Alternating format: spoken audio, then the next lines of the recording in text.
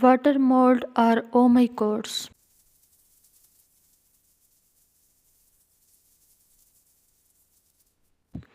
Characteristics: their cell wall contains cellulose. This diagram illustrates a cellulose-cellulose chains, which form the structural backbone of the hydrogen-bonded network. Point number 2 is their hyphae are aseparate, mean they have no cross wall.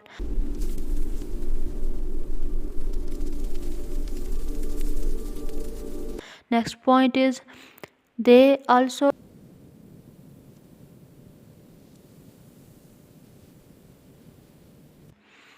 Phytophthora infestans cause disease, late blight of potatoes.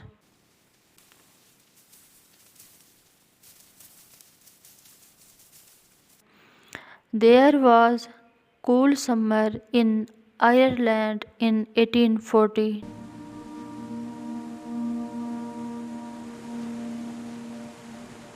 Due to suitable condition, this mold multiplied many times.